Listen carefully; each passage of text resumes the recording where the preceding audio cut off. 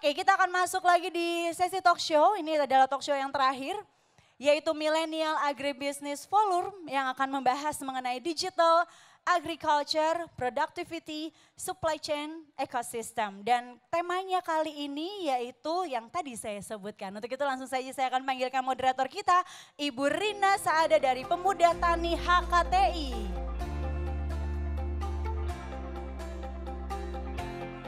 Silahkan Ibu Rina. Assalamualaikum warahmatullahi wabarakatuh. Selamat sore semuanya. Masih semangat? Masih semangat? Kali ini kita akan kedatangan narasumber-narasumber yang begitu hebat. Luar biasa sekali. Dengan tema Millennial Farming, Digital, Agriculture, Productivity, and Supply Chain Ecosystem. Hadirin sekalian, kita panggil Luciana, Ibu Luciana, Assistant of Taiwan Technical Mission in the Republic of Indonesia. Bapak Daeng Sanyoto, Head of Partnership and Social Impact Tani Hub Group. Bapak Imran Zuhri, Founder and CTO of Hara Technology PTA Ltd.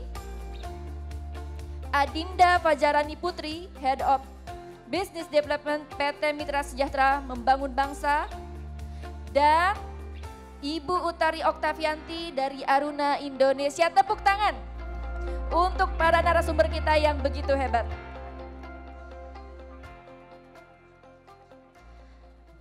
Hadirin sekalian, langsung saja kita akan dengarkan paparan dari masing-masing narasumber kita sebagai bahan pengetahuan untuk kita bagaimana millennial farming ini dari sisi digital, agriculture, productivity, and supply chain ecosystem. Langsung dari sebelah kiri saya ada Ibu Luciana, Assistant of Taiwan Technical Mission in the Republic of Indonesia. Ya, sesi hari ini saya berterima kasih atas kesempatannya kita untuk memaparkan tentang satu tema yang kita pilih tentang improve greenhouse.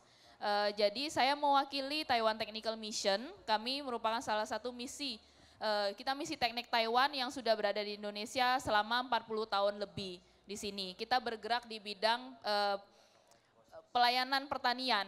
Jadi kita non-profit, NGO gitu ya. Di sini mengajarkan tentang pertanian dari produksi sampai pemasarannya. Biasanya kita bekerja sama dengan Indonesia.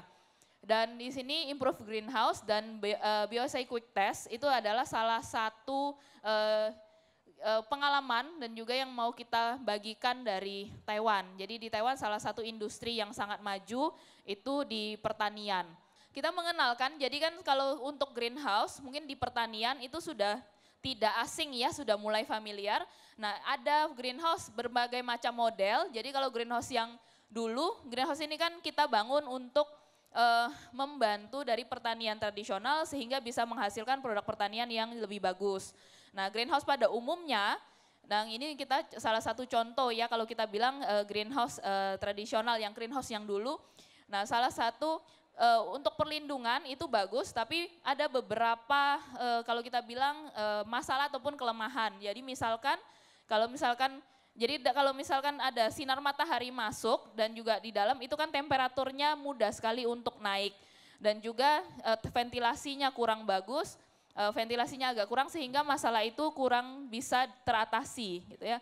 Dan juga biasanya karena masalah ini kebanyakan pestisida yang digunakan ataupun yang diperlukan jadi lebih tinggi sehingga cost atau biaya yang juga dikeluarkan lebih tinggi. Nah di temperatur yang lebih tinggi ini sehingga membuat tanaman juga tingkat kerusakannya bisa lebih tinggi. Nah yang kita mau kenalkan salah satu ini juga bisa jadi bahan pertimbangan. Kita sebutnya improve greenhouse. Jadi greenhouse yang sudah termodifikasi, lebih modern dan juga lebih maju.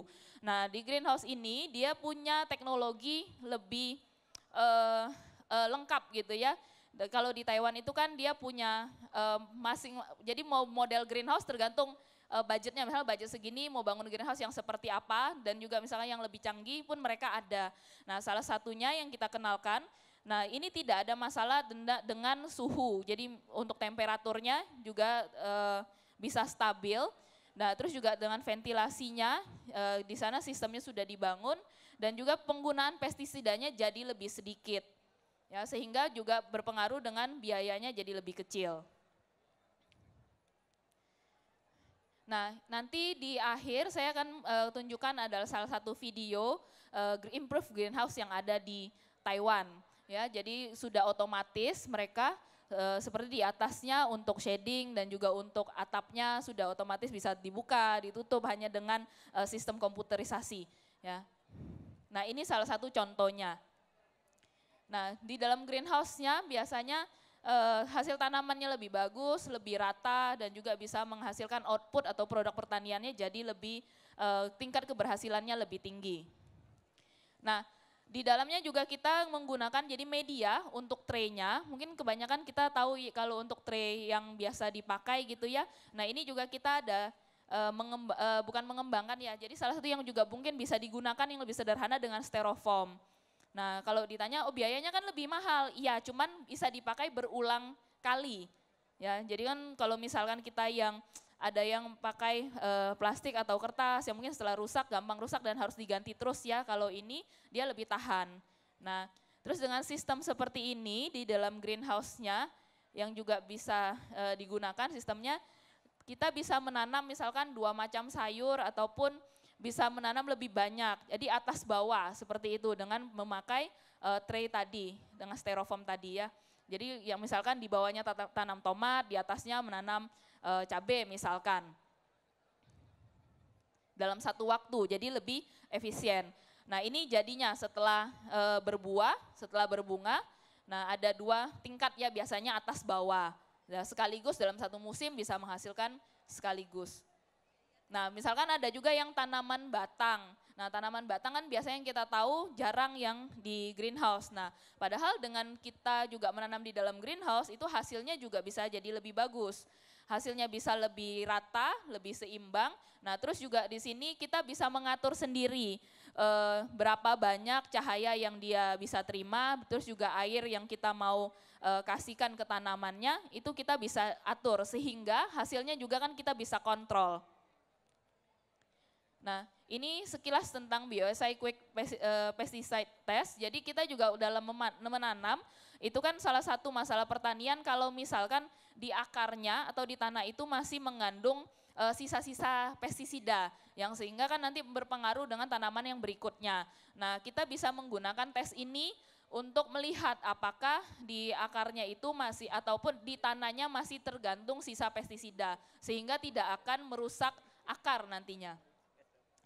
Nah, contohnya gitu ya. Jadi BioSI test ini dia diambil dari cairan kepala lalat, gitu ya. Di situ untuk tujuannya BioSI test ini adalah untuk mendeteksi satu kandungan atau zat yang terkandung dalam sesuatu. Misalkan di tanaman itu dites, diambil sedikit saja sampelnya, jadi dites dengan BioSI-nya, nanti dengan alat ini yang ada di situ. Nah, nanti akan keluar. Nah, memang BioSI test ini dia terutama mendeteksi, nah ini contohnya ya, jadi diambilkan masing-masing tanaman. Misalkan ada tanaman tomat, diambil salah satu selnya untuk dites. Nah, yang diinikan adalah, 2 macam ini yang mau dideteksi, asetilkolinase dan ini kan yang biasanya berhubungan dengan sistem saraf. Nah, terus juga organik fosfat karbamate. Jadi ini 2 macam terutama yang paling yang hanya bisa dideteksi dengan tes ini. Nah, ini perbandingan. Jadi sebenarnya tes ini kita tidak gunakan untuk menggantikan tes yang biasanya dipakai gitu ya. Misalkan dengan kimia ya, chemistry method itu bukan untuk menggantikan tapi saling melengkapi. Jadi misalnya mereka masing-masing punya keunggulan dan juga kelemahan masing-masing. Nah, kalau misalnya salah satunya contoh kalau kita dengan chemistry method kan waktunya itu digunakan masing-masing tanaman itu 4 jam. Nah, tapi kalau dengan pesticide tadi quick test tadi hanya 15 menit. Ya, tapi kan hanya bisa mendeteksi 2 macam zat tadi. Nah, misalkan kita tidak pasti, takutnya kan ada bahan pestisida lain yang di luar 2 zat tadi, kita bisa gunakan yang chemistry method sembari menunggu hasilnya, tapi untuk gambaran setidaknya kalau sudah ada 2 tes tadi kan pasti ada pestisida yang tersisa gitu. Nah ada pestisida lainnya atau kalau misalkan tidak ada, tinggal ditambah sama chemistry method gitu. Jadi untuk waktu yang lebih cepat kita pakai dulu yang bioassay gitu ya.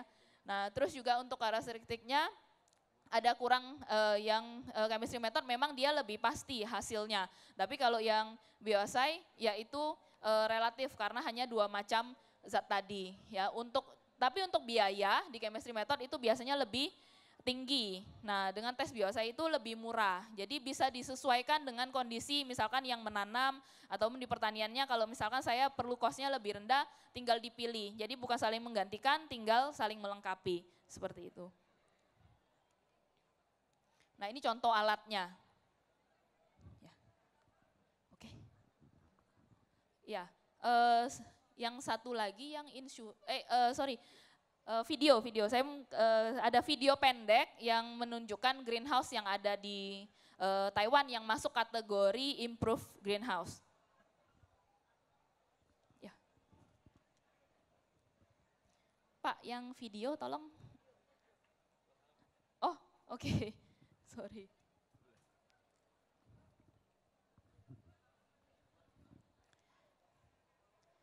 Nah ini masuk kategori improve greenhouse di sana.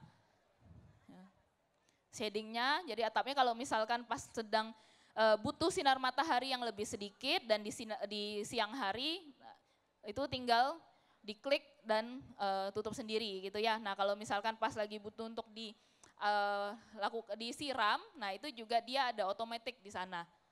Ini lapisan-lapisan roofnya, atapnya.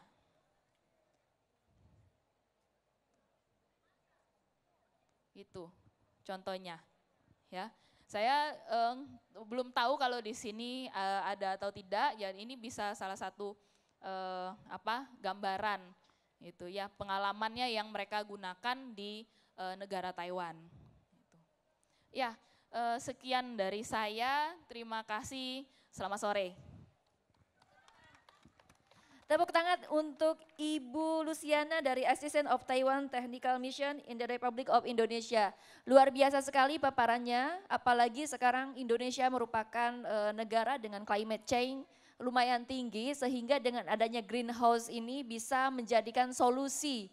Bukan hanya sekedar kebijakan dari pemerintah, tetapi harus ada kontribusi dari masyarakat Indonesia. Dan barangkali dari kawan-kawan di sini ada yang bisa menyerap apa yang disampaikan oleh Ibu Luciana sehingga nanti bisa diterapkan. Hadirin sekalian, nanti setelah paparan dari seluruh narasumber kita, saya akan membuka pertanyaan, tetapi kita akan dengarkan dulu paparan dari Bapak Daeng Sanyoto, Head of Partnership and Social Impact Tanihub Group. Waktu dan tempat kami persilahkan. Terima kasih Ibu.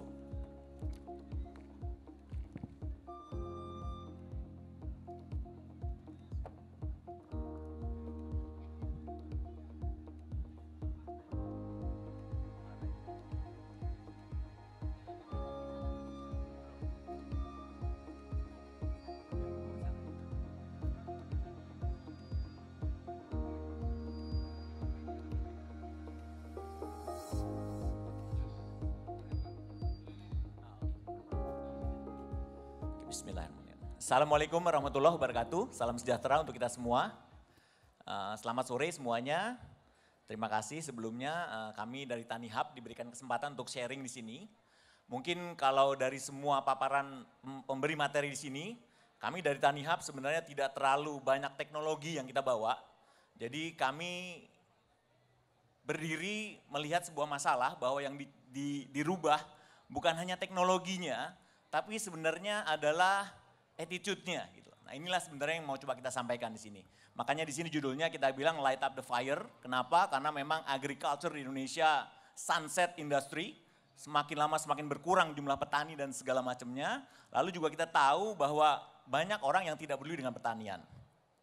Saya cerita sedikit, mungkin nggak semua teman-teman di sini tahu seperti apa itu Tanihub Group. Jadi Tani Hub ini kita didirikan tahun 2016 sebenarnya oleh 2 orang founder kita ketika ada masalah ini. Jadi banyak petani yang membuang hasil panen di jalan karena rantai pasok yang terlalu panjang. Sehingga dari problem itu keluar solusi yang sebenarnya juga udah banyak dibuat, yaitu platform e-commerce.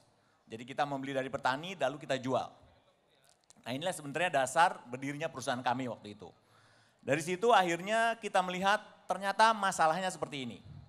Petani masih traditional cultivation-nya, peran wanita belum banyak, dan yang paling tengah yang jadi masalah, yaitu usia petani rata-rata di atas 45 tahun. Katanya dari beberapa data yang kita dapat, tahun 2016 petani jumlahnya 33 juta, sekarang tinggal 26 juta.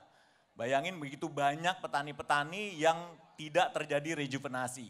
Bahkan saya sendiri pernah melihat sendiri ada petani petani kentang di Dieng, yang di depan mata saya sendiri dia bilang sama anaknya, "Nak, kamu ke kota aja, jangan jadi petani."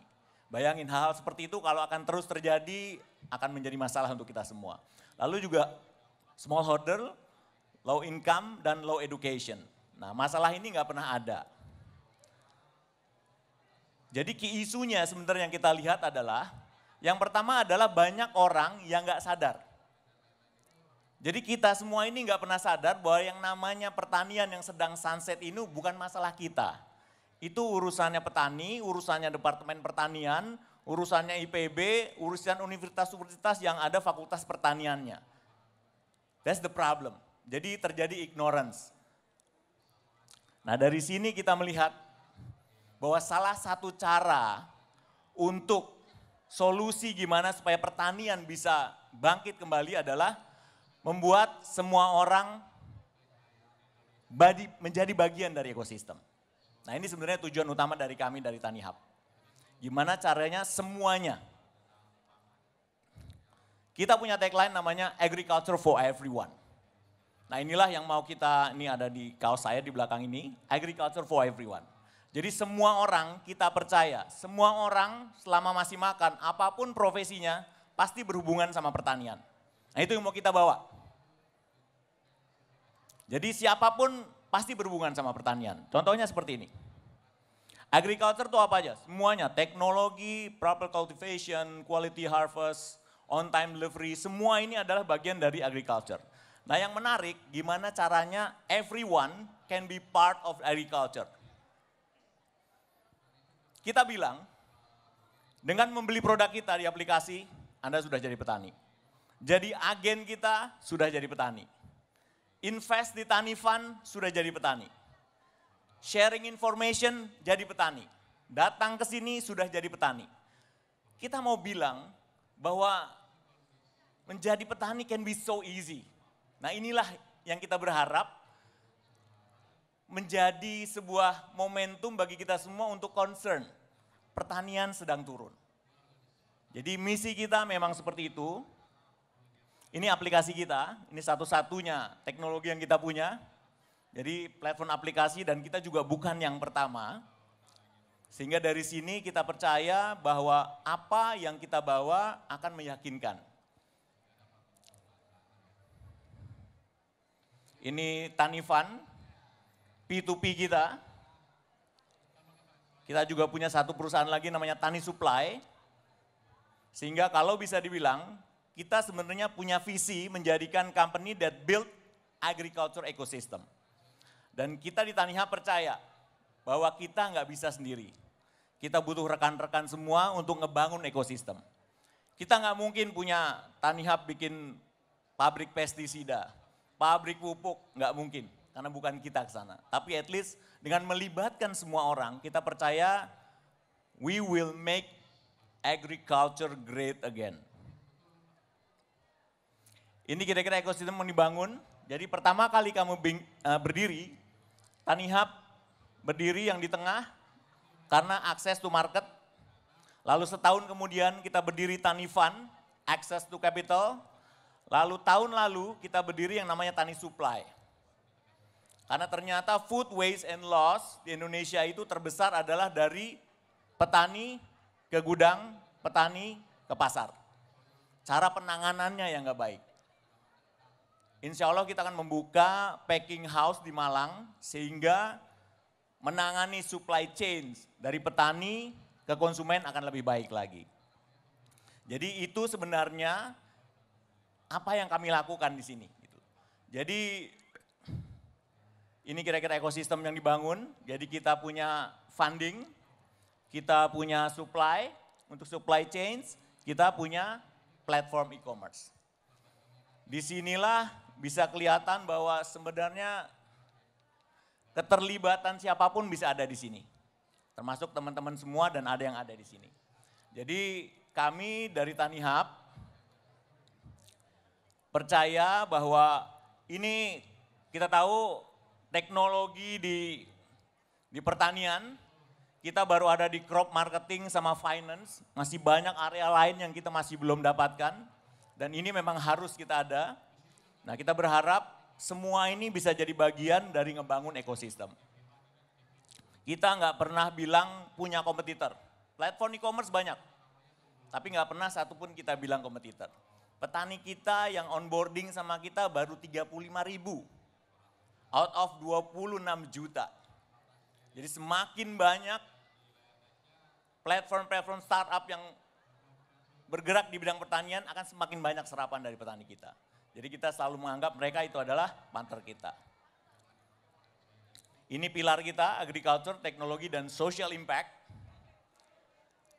Ini salah satu dari mantra kita. Jadi teman-teman semua kalau mendownload aplikasi kita, dan kalau Bapak Ibu mulai membeli, nanti setelah membeli, pesan dan membayar, kalau di aplikasi-aplikasi yang lain biasanya, maksudnya platform yang e-commerce atau marketplace setelah membayar biasanya ada notifikasi pesanan Anda sedang diantar. Tapi kalau dari Tanihub, notifikasinya adalah dukungan Anda sedang dalam perjalanan. Karena Bapak Ibu tidak sedang membeli buah, tidak sedang membeli sayur, tapi sedang mendukung pertanian Indonesia. Itu yang kita inginkan. Ini juga mantra kita, jadi satu buah artinya satu dukungan, 1000 buah berarti 1000 dukungan, 1.000.000 buah, 1.000.000 dukungan buat petani untuk terus menanam untuk Indonesia. Ini juga salah satu kita punya campaign besar, ini lagi mau kita canangkan tahun ini dan kita yakin melibatkan semuanya, yang namanya hashtag saya juga petani. Jadi siapapun yang saya bilang tadi, agriculture for everyone, saya juga petani. Ini mau kita bikin sebuah campaign besar sebagai sebuah social movement dengan semua partner dan stakeholder kita, bahwa kalau sudah menjadi petani kita adalah petani. Karena begitu kita klaim diri kita sebagai seorang petani, kita sudah bagian dari ngebangun ekosistem. Jadi sekarang ini, yang kita lihat di lapangan, petani kalau sudah dibeli, ya udah selesai. Restoran sudah beli buahnya, ya sudah selesai. Orang sudah makan, ya sudah selesai. Nah kita nggak mau seperti itu. Kita harus tahu petani harus menanam yang bagus, supaya kalau bagus dia mikir berarti restorannya akan senang. Kalau restorannya senang, konsumennya akan senang. Pola pikir seperti itulah yang sebenarnya harus dibangun. Jadi tidak bisa lagi silo, semua hanya mikirin dirinya sendiri-sendiri. Karena begitu mereka mikir secara kolektif, and then semua orang akan meningkatkan hasilnya di bidangnya masing-masing. Jadi kira-kira itu sebenarnya gambaran dari Tanihub. Kita tidak terlalu banyak teknologi di sini, tapi kita percaya bahwa suatu saat petani akan bisa lebih baik lagi. Terus terang, mungkin saya punya teman yang dengan bangga foto dengan duren musangkingnya, lalu diposting di sosial medianya, nih duren yang harganya jutaan.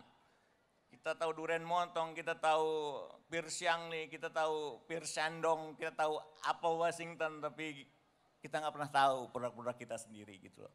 Sampai kapan ini terjadi gitu loh. Kemarin ada diskusi dengan Erpetra karena kita mau bikin campaign di sana dan bicara dengan seorang anak-anak kecil dan mereka itu tahu selada dari hamburger, Pak. Mereka nggak tahu pohonnya seperti apa, timunnya seperti apa. Mereka itulah anak-anak yang memimpin bangsa ini ke depan. Kalau mereka aja nggak tahu pertanian seperti apa, mau jadi apa kita gitu loh. Nah misi inilah sebenarnya, hashtag saya juga petani, saya berharap kita semua di sini adalah bagian dari ngebangun agriculture for everyone. Ini hashtag kita nggak pernah, we never stop believing, we never stop giving. Karena kalau bukan kita siapa lagi, kalau bukan sekarang kapan lagi. Terima kasih. Assalamualaikum warahmatullahi wabarakatuh. Luar biasa sekali, tepuk tangan untuk Bang Daeng Sunyoto dari Head of Partnership and Social Impact Tani Hub Group. Tadi disampaikan bahwa jumlah dari petani sangat signifikan berkurang dari 33 juta sampai 26 juta. Dan data BPS menunjukkan bahwa sekarang usia petani itu di atas 45 tahun. Dengan adanya Tani Hub yang membangun ekosistem pertanian sehingga akan meningkatkan produktivitas pertanian Indonesia. Tepuk tangan sekali lagi. Selanjutnya kita akan dengarkan paparan dari Bapak Imron Zuhri selaku founder and CTO of Hara Technology Pty Ltd. Waktu dan tempat kami persilahkan. Assalamualaikum warahmatullahi wabarakatuh. Ya,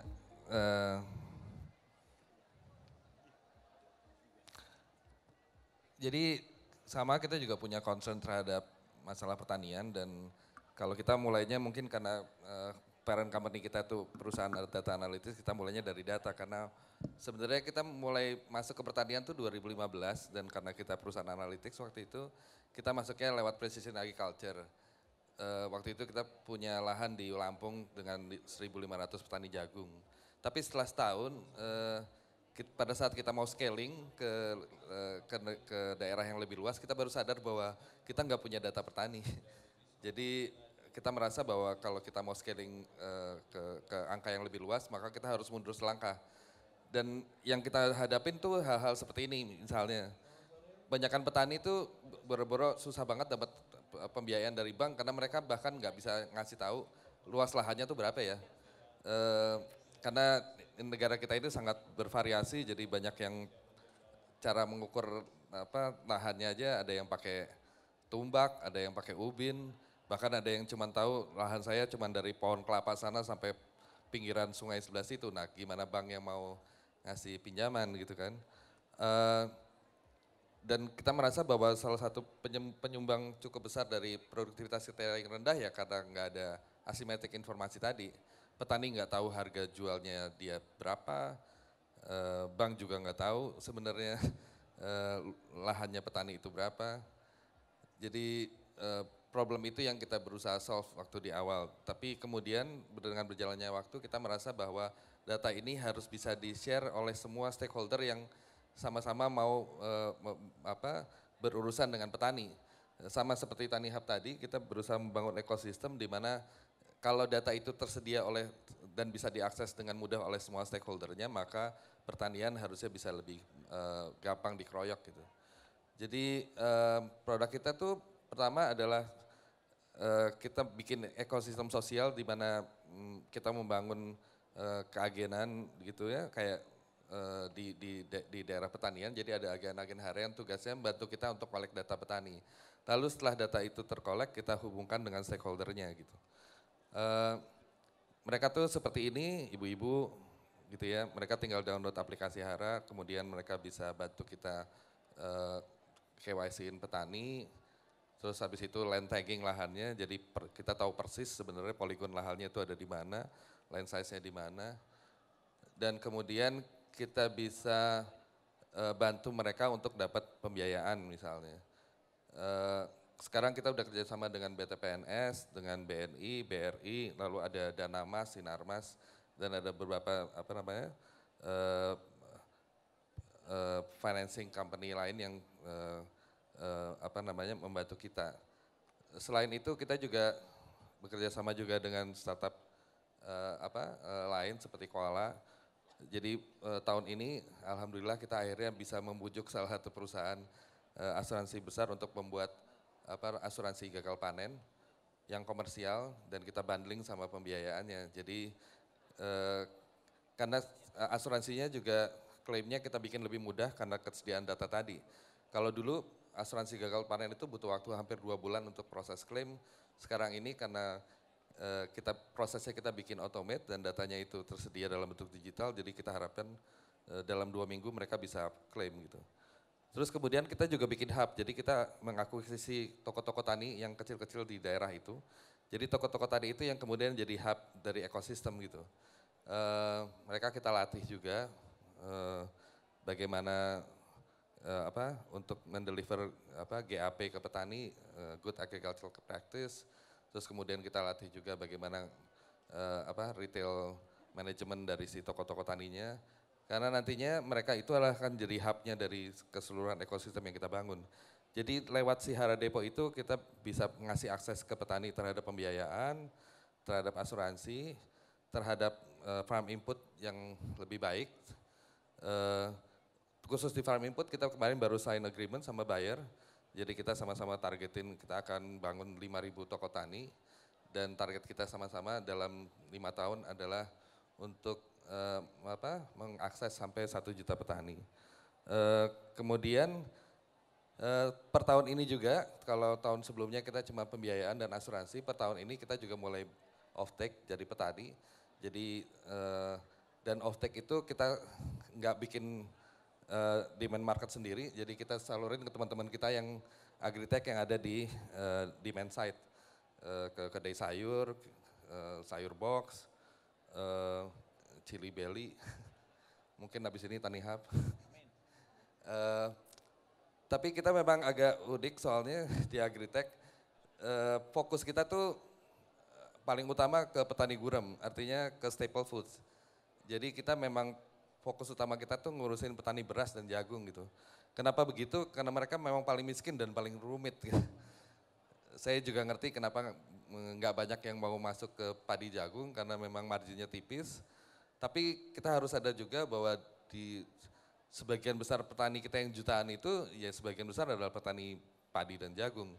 Kalau mereka nggak ada yang ngurus repot juga, karena yang bahaya itu konversi lahan kita itu cukup besar. Nasional tuh 4%, bahkan di Pulau Jawa tuh di beberapa daerah kayak di Boyolali itu 8%. Bayangin aja kalau konversi lahan itu 8% dalam 10 tahun kita nggak punya sawah. Gitu. Dan memang di Jawa itu problemnya tadi, rata-rata lahan pertanian itu cukup kecil gitu, kayak di Bojonegoro aja cuma 0,28 gitu ya, masing-masing petani. Jadi sebenarnya kita udah pernah ngitung mereka suruh nanam ganja aja nggak cukup sih. Jadi sekarang flow-nya seperti ini, kita bantu dari data itu, maka mereka dapat financing, lalu 30% yang sebenarnya itu dibuat pemakaiannya untuk farm input itu kita nggak kasih dalam bentuk cash. Jadi 30%-nya itu kita kasih langsung ke deponya. Jadi petaninya bisa ngambil ke depo dalam bentuk farm input gitu. Kenapa begitu? Supaya kita bisa bantu cash flow petani juga.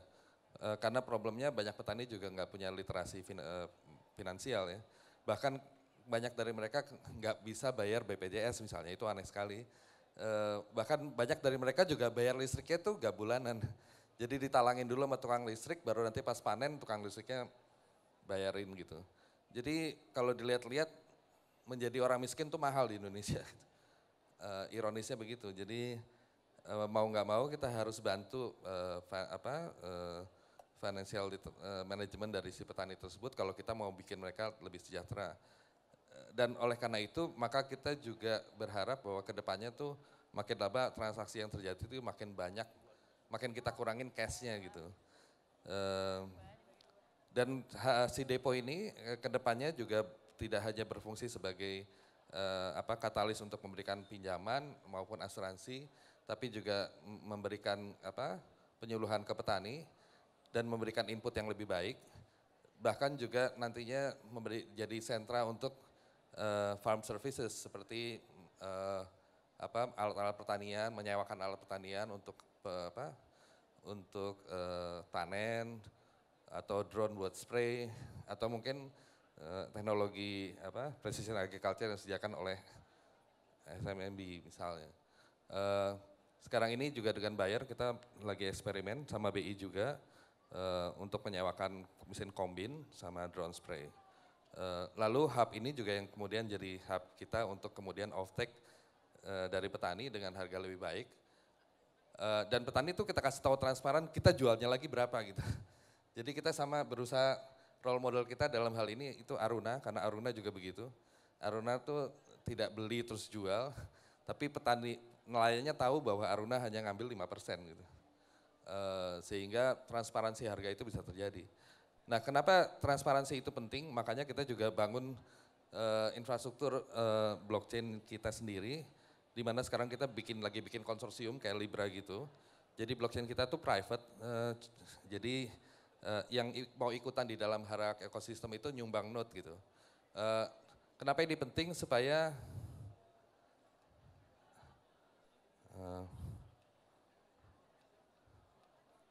ini nextnya macet slide-nya. Oke, jadi apa sih yang kita lakukan dengan blockchain? Selama ini kan kayak partner-partner kita, bank, asuransi, semua itu nyatet di ledgernya masing-masing gitu. Lalu yang kita coba perbaiki adalah bahwa kita sediakan ledger bersama gitu, sehingga bank, asuransi maupun semua yang ada di dalam supply chain itu ngerekod semua transaksinya di tempat yang sama gitu. Sehingga dari ujung ke ujung itu semua datanya bisa transparan dan traceable. Sehingga kalau ada yang default di satu bank, itu bisa kita track di bank lain gitu. Sehingga memungkinkan kita bekerja sama misalnya tidak hanya dengan bank besar seperti kayak sekarang dengan BTPN Syariah, tapi juga dengan bank-bank kecil seperti BMT dan sebagainya maupun BPR kecil-kecil gitu. Next. Ini. Next, ini slide-nya menghilang. Nggak ada terusan. Operatornya ya.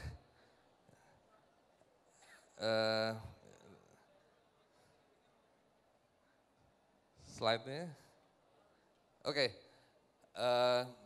Jadi saya ceritain aja bahwa jadi yang kita bangun adalah sebuah closed loop ekosistem di mana semua pihak yang berurusan dengan petani itu ada dalam sebuah circular economy gitu. Sehingga makin lama makin kesini tuh manajemen risikonya makin lebih baik. Dan kedua, kita punya data yang lebih akurat sehingga misalnya karena kita tahu pasti demand side-nya tuh sama supply side-nya, maka harusnya masalah logistik bisa kita optimize gitu. Di semua titik, bukan cuma di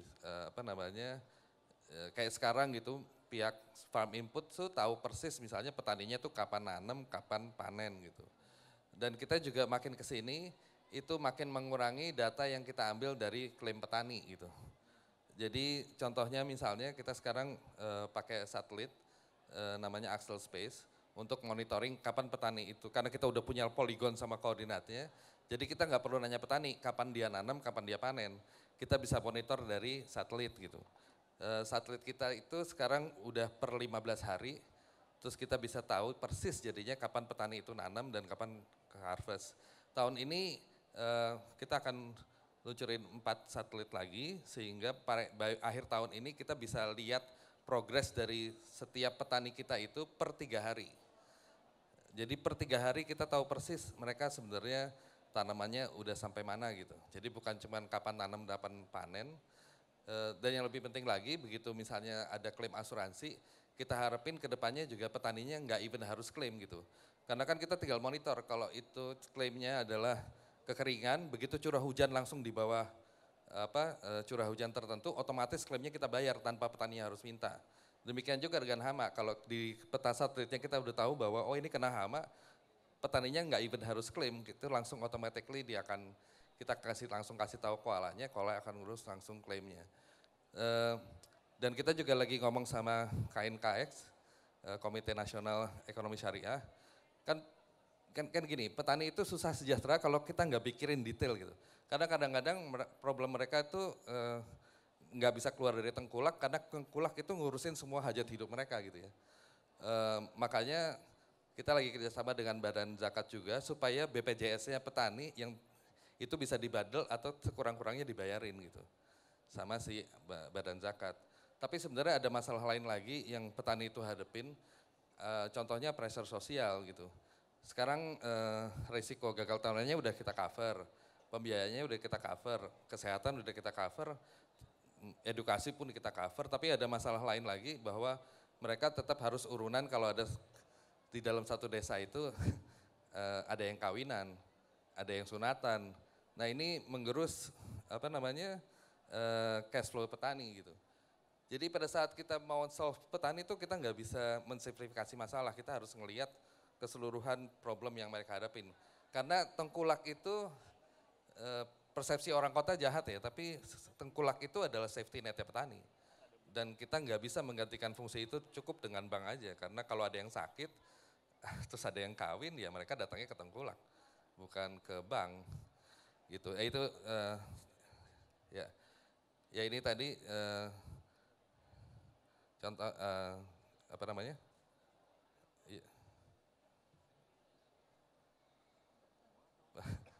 boleh ke slide-nya lagi. Yang tadi? Ya, stop. Oke, ya ini contohnya di blockchain-nya. Jadi karena semua terrekod, maka kita bisa lihat manajemen risiko dari setiap titik. Bukan cuma histori dari masing-masing petani, bahkan kita bisa lihat histori dari masing-masing lahan gitu. Dia pernah digarap oleh siapapun gitu. Dan di blockchain ini setiap data yang ada itu harus ada testimoninya. Jadi bukan cuma data itu tercatat, tapi semua datanya tuh countable gitu. Oke. Nah ini contoh satelitnya. Jadi kita bisa track sekarang ini resolusinya 2,5 meter per pixel. Ada NDVI-nya, jadi kita tahu persis lahan itu tuh kapan nanam, kapan panen. Bahkan mana yang flooding, mana yang enggak gitu. Jadi manajemen resiko sama, jadi kedepannya stakeholder Pak itu. Imron Zuhri untuk waktunya Ya. 2 menit lagi, silakan. Ya. Jadi stakeholdernya itu bisa yang akan bantuin petani itu bisa dikeroyak lebih banyak karena semua data yang dibutuhkan untuk melakukan transaksi apapun sama petani itu bisa di-share bareng-bareng gitu. Saya kira itu, terima kasih. Ya, tepuk tangan untuk Bapak Imron Zuhri dari founder and CTO Hara Technology PT Ltd. Luar biasa sekali, tadi kita sudah mendengarkan paparan dari Hara, founder Hara mengenai financing sampai asuransi. Kita juga sudah menyimak teknologi dari mulai satelit sehingga kita bisa mengetahui kapan waktu tanam dan kapan waktu panen dari petani itu sendiri.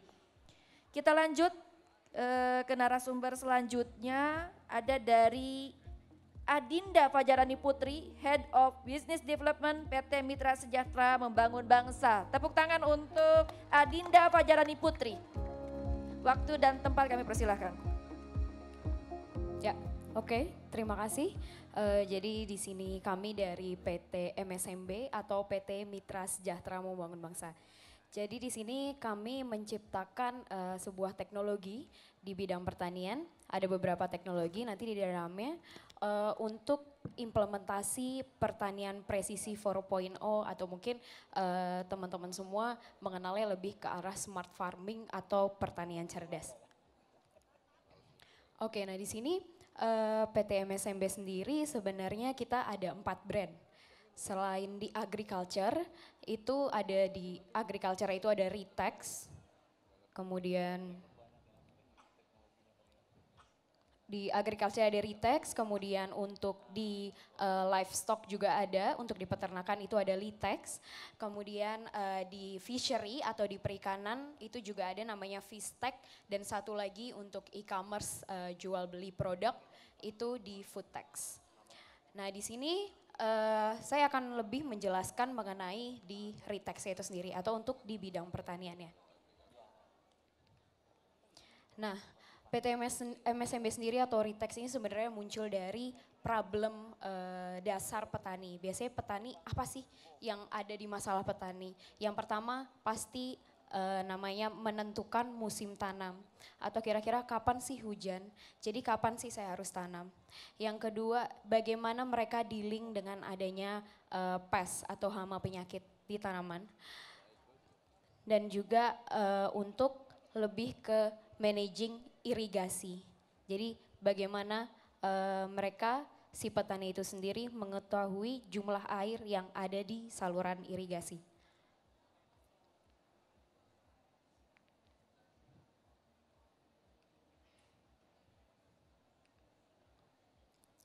Ini PPT-nya.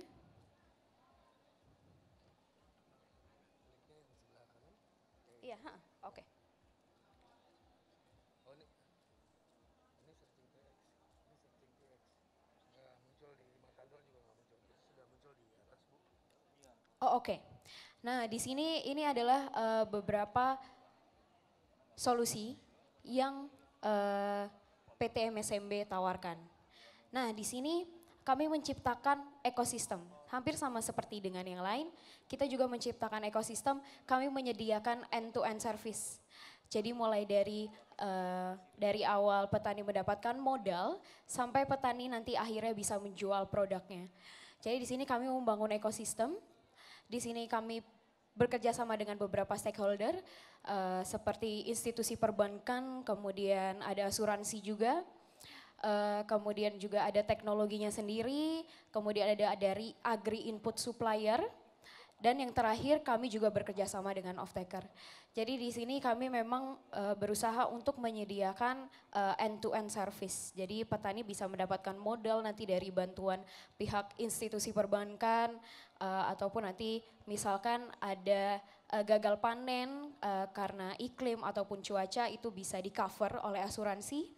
Kemudian nanti dari inputnya ketika nanti petani kadang susah untuk mencari pupuk ataupun pestisida ataupun benih, itu kita akan bekerja sama dengan input supplier, jadi petani akan lebih mudah untuk mendapatkan input, dan juga kami bekerja sama dengan off-taker, jadi petani akan secara pasti produk tersebut akan terjual. Selain kami menyediakan ekosistem bisnis model,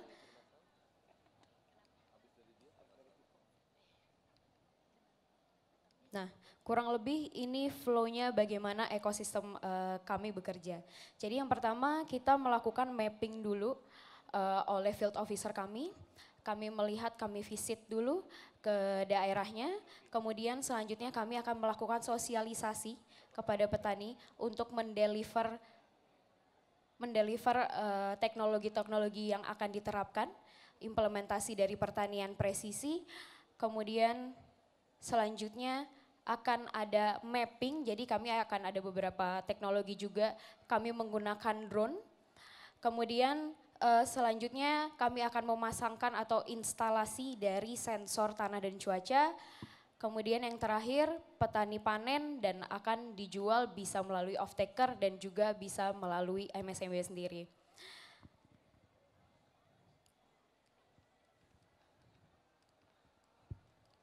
Dan ini dia, ini adalah salah satu service, nggak ada ini dia, tapi saya malah di sini, tapi di sini udah muncul, di situ belum. Oke, jadi MSMB sendiri kami menciptakan 4 teknologi, ada water debit sensor, ada soil and weather sensor, ada drone surveillance dan juga drone sprayer. Nah di sini yang paling banyak diimplementasikan, yang sudah diimplementasikan adalah sensor tanah dan cuaca. Ya.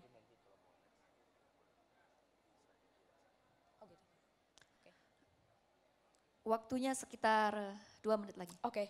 Nah jadi ada keempat teknologi itu dan keempat-empatnya itu kami sudah menggunakan IoT dan kami juga ada smart app.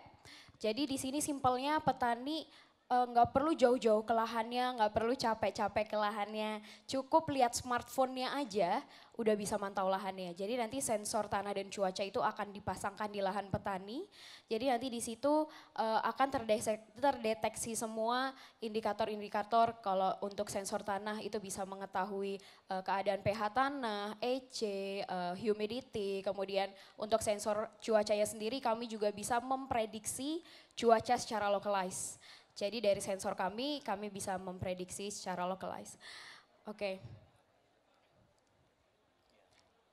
Nah di sini ini ada smart mobile app-nya. Kami di sini juga mencoba untuk membuat traceability produk. Jadi di sini nanti petani akan input segala kegiatannya mulai dari tanam sampai panen untuk membuat traceability suatu komoditas.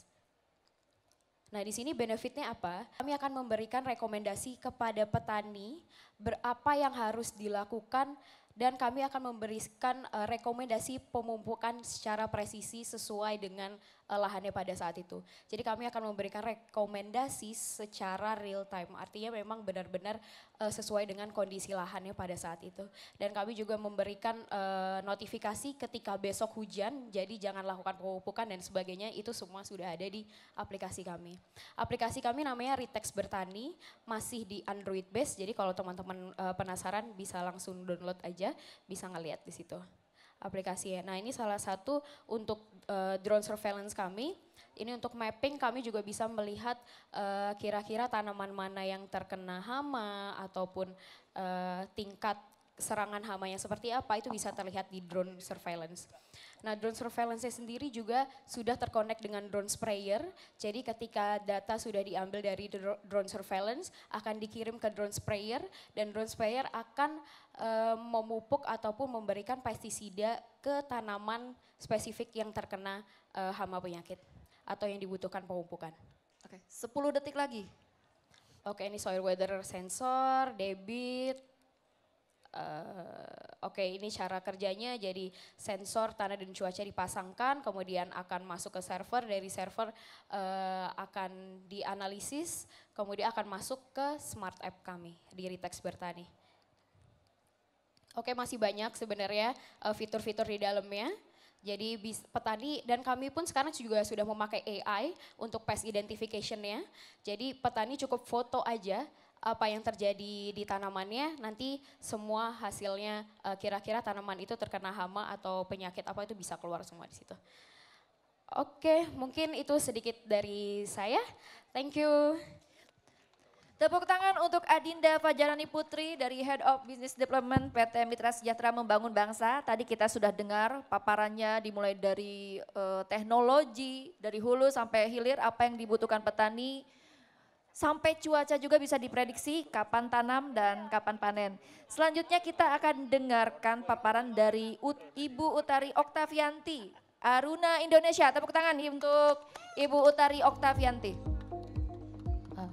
Oke, selamat siang semuanya. Perkenalkan saya Utari dari Aruna. Jadi kalau tadi kita sudah membahas tentang pertanian, kita main-main ke laut sebentar. Jadi kami ini Aruna, kami bergerak di bidang perikanan dan kelautan. Kami punya visi untuk, jadi kami perusahaan teknologi tapi punya visi untuk membuat marine industry ini sebagai sumber kehidupan yang lebih baik untuk masyarakat Indonesia. Karena memang di Indonesia itu 70% wilayahnya juga adalah lautan. Jadi sama seperti pertanian, laut juga punya potensi yang sangat besar untuk para nelayan di Indonesia. Nah jadi, ini gimana ini? Ya jadi itu tadi potensinya itu besar sekali, ada banyak potensi perikanan kita, tapi kehidupan nelayan kita seperti yang kita ketahui memang tidak sejahtera. Dalam 10 tahun terakhir juga jumlahnya terus berkurang, sama halnya seperti petani. Jadi ini yang menjadi salah satu alasan kenapa kami tertarik untuk memulai menciptakan Aruna. Jadi supply chain-nya itu panjang banget, ini baru aja kejadian kemarin saya sempat survei, ini kalau ikan, ikan itu di tempat kami di nelayan itu Rp25.000, tapi di salah satu pasar di Sydney itu Rp250.000 per kilogram. Jadi ada gap yang sangat jauh sekali antara harga dari sisi nelayan sampai ke harga di bagian pembeli. Jadi kalau di Aruna kami menciptakan teknologi yang satu untuk kelompok nelayan dan yang satu untuk para pembelinya. Jadi ini bisnis model kami. Jadi ada nelayan ini mereka berkumpul menjadi sebuah komunitas, kemudian kita hubungkan dengan platform Aruna dan B2B customer kami juga terhubung di dalam aplikasi tersebut. Nah selain itu kita juga punya komunitas di beberapa daerah di Indonesia dan dalam komunitas itu ada nelayan, kelompok nelayan dan Aruna itu fokusnya ke nelayan kecil. Jadi nelayan yang kapalnya tidak lebih besar dari 5 gross ton, terus juga ada anak-anaknya nelayan. Jadi anak nelayan yang ngerti pakai teknologi itu menjadi local heroes kami dan kami pekerjakan juga ibu-ibu di pesisir itu untuk bantu processing ikan sebelum kami ekspor. Nah jadi ini adalah beberapa contoh kegiatan di lapangan. Ini salah satu nelayan kami di Raja Ampat, Papua. Jadi saat ini kalau komoditas yang fokus dilakukan oleh Aruna sendiri, kami ada di kepiting, lobster, kerapu, kakap, dan tuna. Jadi kami fokus ke komoditas high value dengan berbagai tujuan market. Ada dari lokal sendiri, ada di Indonesia, ada di Cina, US, Korea, Jepang, serem ya nama negaranya, Malaysia, Singapura, Vietnam. Tapi memang kalau kebanyakan sekarang komoditas yang paling populer adalah dari kepiting dan lobster.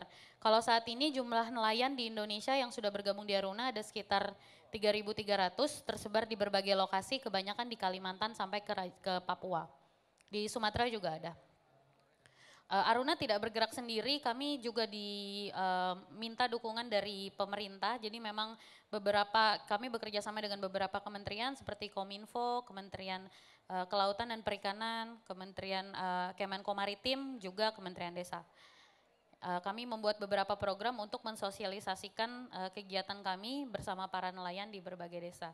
Nah jadi ini impact-nya, jadi setelah bergabung sama Aruna rata-rata kami ukur pendapatan nelayan meningkat 3 kali lipat. Dan juga istri-istrinya yang tadinya tidak punya pekerjaan jadi mendapatkan tambahan pekerjaan. Kalau saat ini 90% produk Aruna itu dimasuk ke export market. Nah jadi ini salah satu misi dari Aruna sendiri, kita lihat itu setiap negara punya unique value proposition-nya. Jadi kalau Cina mereka negara manufaktur, semua produk made in China dan mereka punya perusahaan global bernama Alibaba. Thailand negara pariwisata, mereka juga punya perusahaan global bernama Agoda. Jadi kami sih mimpinya ingin jadi perusahaan global yang membawa potensi kemaritiman Indonesia. Gitu. Jadi itu aja sih dari Aruna, terima kasih. Tepuk tangan untuk Ibu Utari dari Aruna, luar biasa sekali. Tadi kita sudah dengar paparan mengenai dari darat pertanian, sekarang tadi kita sudah berarah ke perikanan. Tadi kita sudah dengar ya, ada gap yang begitu luar biasa, harga dalam negeri kita dan harga di salah satu negara tadi yang Ibu tadi sebutkan. Hadirin sekalian, saya akan buka sesi pertanyaan. Tentunya nanti akan ada sharing dari narasumber-narasumber kita terhadap pertanyaan tersebut. Saya buka untuk 3 penanya. Silahkan. Ada yang akan bertanya? Ya. Silakan Bu. Panitia boleh mic-nya diberikan.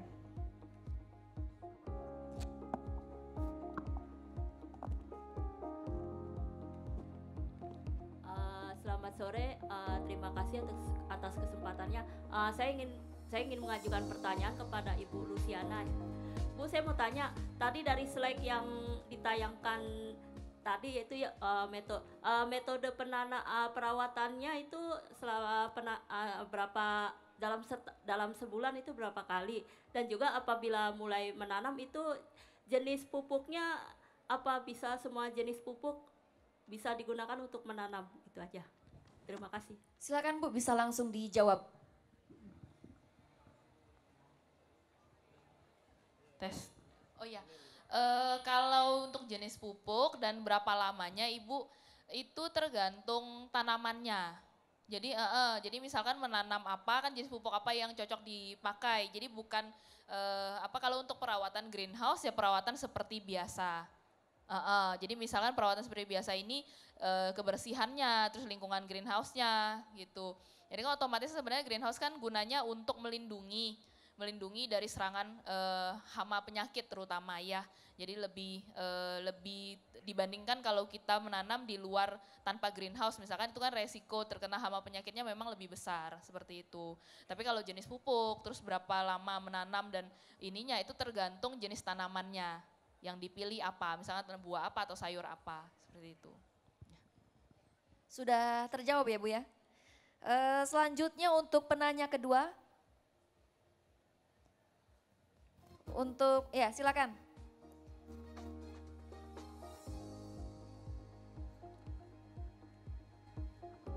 Terima kasih. Saya ingin bertanya kepada perusahaan MSMB.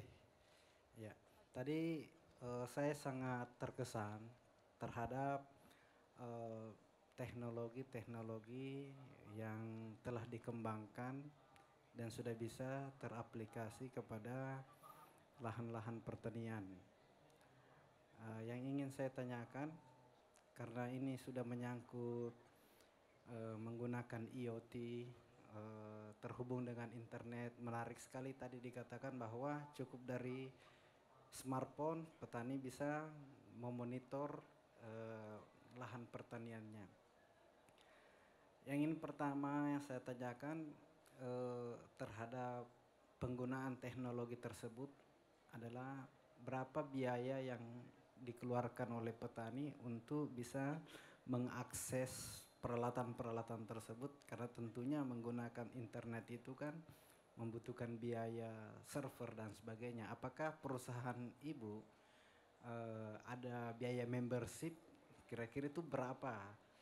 Hitungannya bagaimana? Apakah per hektar atau berdasarkan jenis komoditinya yang menjadi acuan pengenaan biaya membership itu?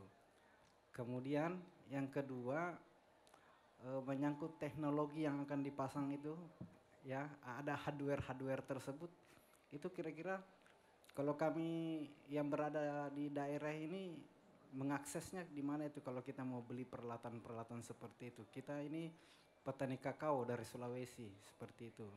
Apakah hama-hama yang ada di kakao itu bisa termonitor dengan peralatan yang ibu tawarkan? Terima kasih, itu aja dari saya.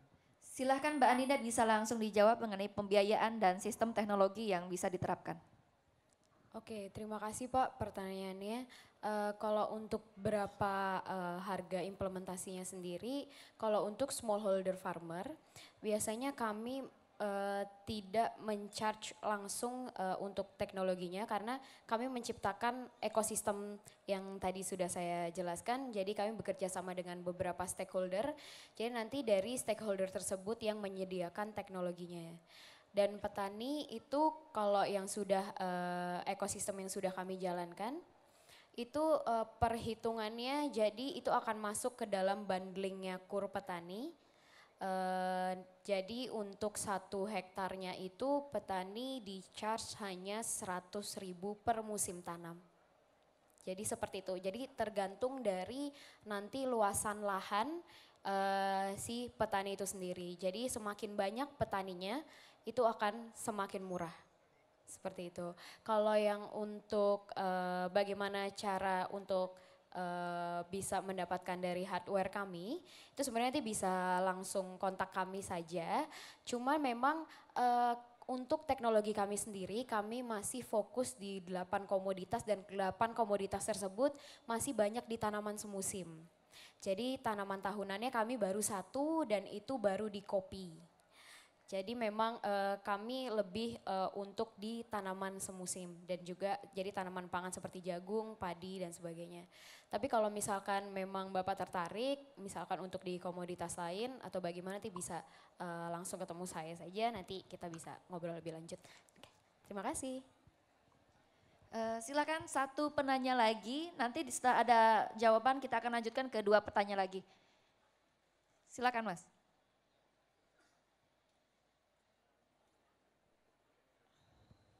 Terima kasih atas kesempatannya. Perkenalkan saya Reza, ingin bertanya kepada yang pertama Bapak Daeng dari Tani Hub. Untuk e-commerce tentang pertani banjir Pak ya, kompetitor Bapak sangat banyak. Dan saya ingin tahu untuk Tani Hub yang konsorsium perusahaan besar, Tani Fund dan segala macam, itu unique selling poinnya dibanding perusahaan lain itu apa gitu Pak?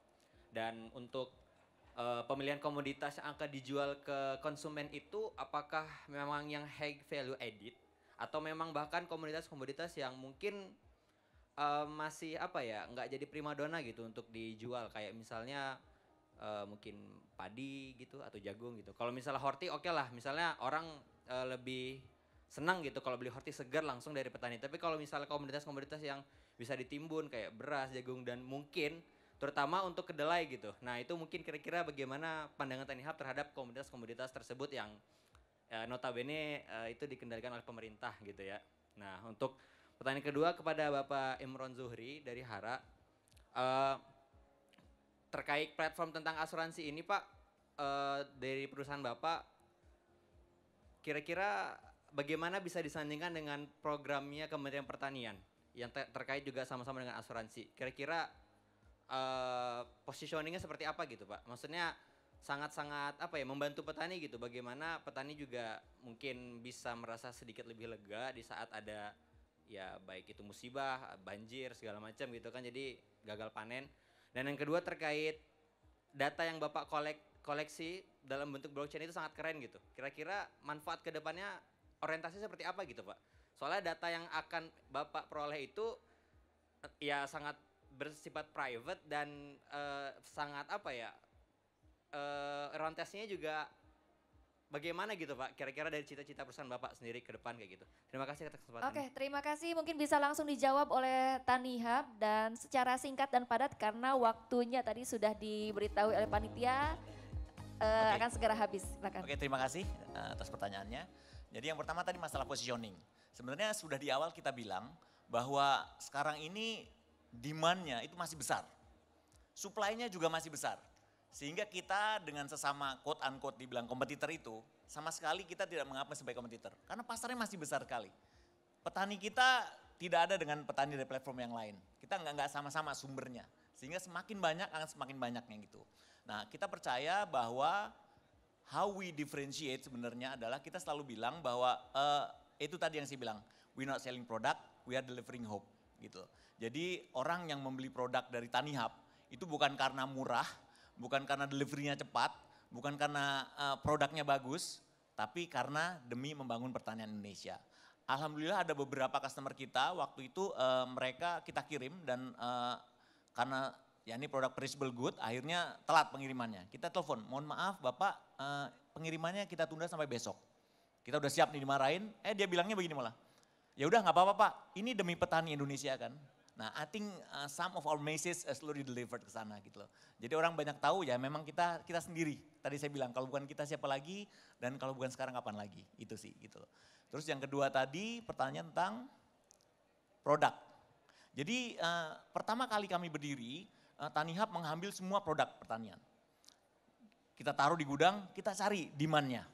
Akhirnya karena demand-nya lambat, itu produk breakage. Sayur 2-3 hari meskipun ada cold storage, busuk. Akhirnya kita rugi besar. Nah sekarang kita balik. Kita create dulu demand-nya. 80% market kita adalah B2B. Horeca, food industry, UMKM, mereka ngambil produk kita. Nah dari mereka itulah kita punya top 30 list. Apa produk yang kita butuhkan. Nah dari situ kita sampaikan ke petani. Tolong ini produk-produk yang kita butuhkan. Jadi sebenarnya kita menciptakan demand, dari demand itu butuh produknya seperti apa. Jadi kalau dibilang produk-produk unggulan tadi ya kita nggak ngarahnya ke sana. Karena kita punya benchmark yaitu tadi yang dibutuhkan oleh B2B itu apa aja. Nah kita beli dari petani dan kita taman. Semoga ngejawab. Terima kasih. Terima kasih Bapak Dayang Sanyoto, selanjutnya akan dijawab oleh Bapak Imron Zuhri dari founder Hara Teknologi Pte Ltd. Silakan. Ya jadi lucunya produk asuransi kita itu dari Jasindo juga, jadi sama-sama sama produk pemerintah yang subsidi gitu. Cuman kenapa kita bikin produk yang berbeda, karena yang subsidi itu petani soalnya nggak mau beli walaupun harganya murah. Karena memang produk policy-nya nggak ke cover semua, terus klaimnya juga lama gitu. Jadi kemarin akhirnya kita ngebujukin Jasindo untuk bikin produk yang komersial, dan ternyata alhamdulillah petaninya malah dengan harga lebih mahal mau beli. Karena proses klaimnya tuh bisa lebih cepat dan coverage-nya juga lebih baik sih. Walaupun dengan harga yang pastinya tidak disubsidi gitu. Jadi kalau kita sih ngasih pilihan aja buat kita sama, nggak terserah petaninya gitu. Cuman ya itu yang penting membantu mereka secara real gitu. Karena kalau proses klaimnya 2 bulan mereka kelamaan nunggunya gitu. Kalau tadi soal blockchain, blockchain itu kan public data ya. Jadi kalau kita prinsipnya sebenarnya data bukan punya kita, jadi walaupun itu public tapi semuanya kan encrypt gitu. Nah kalau ada data yang sifatnya private, itu kita nge-treatnya bahwa semua data itu miliknya yang generate data. Jadi setiap kali ada perpindahan data yang sifatnya private seperti nama petani atau nomor KTP itu harus izin konsen dari yang punya data, berarti harus ada OTP dulu. Jadi dari OTP baru kalau petaninya udah ngasih konsen, baru data yang terenkrip itu bisa dibuka oleh pihak yang mau baca. Gitu. Terima kasih.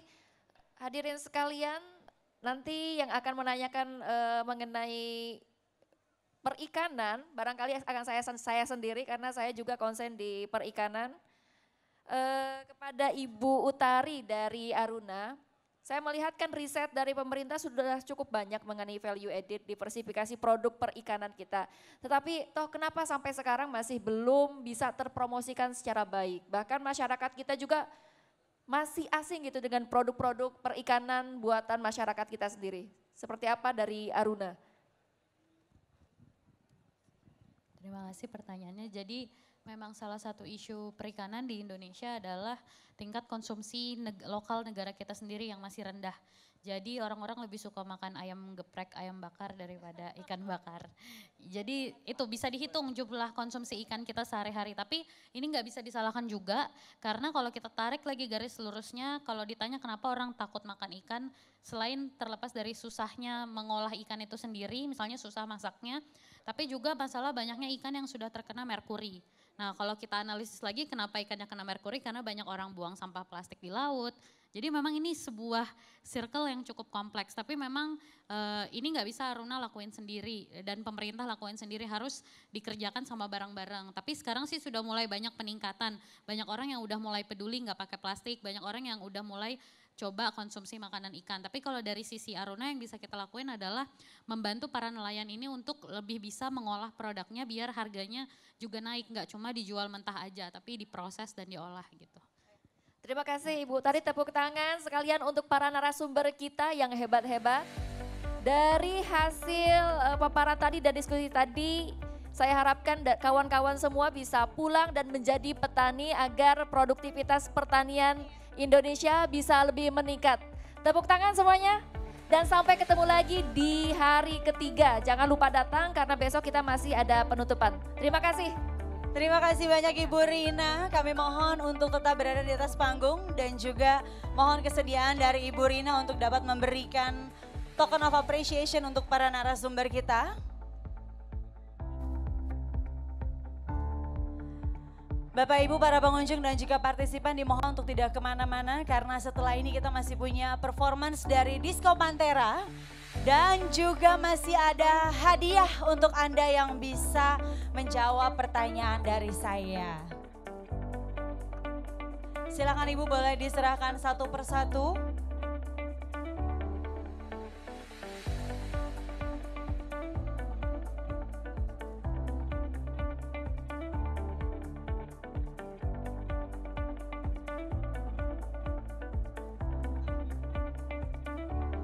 Baik, tentunya ini pembahasan yang sangat menarik yaitu Millennial Agribusiness Forum yang tadi sudah membahas mengenai digital, agriculture, kemudian juga productivity dan supply chain ecosystem. Boleh kami undang untuk foto bersama?